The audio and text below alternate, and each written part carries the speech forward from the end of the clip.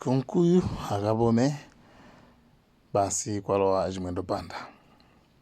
Kusintha mtsogoleri wa dziko sikungathandize chitukuko, koma kumthandizira mtsogoleri wa dziko ndi kukhala naye pansi pamodzi ndi mafumu athu ndi atsogoleri athu nkubweretsa zinthu poyera nkumagwira ntchito. Ife ngati atsogoleri anu amene president anatipatsa mwayi woti tikutumikireni tipezeka pena paliponse kukufikirani kuti tigwire ntchito limodzi. Malawi akhale mmodzi, Malawi asagawanikane. Tikapano ku vice president ndikuti osaja aluza alowanda amaiwa amene akuti Gotanhara Catherine ajawa ankayankhula kuti chanchane president athu ndi alazi chakwera nthawi imeneyo tikuyembekezera kuti azasinthana.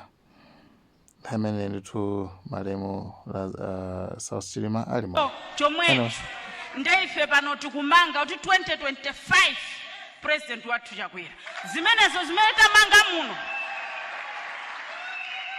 palibe wina amene amasule ife tamanga zitizo zomweso, ndipo tikamapita njira imeneyoyo tikumana ndi zambiri.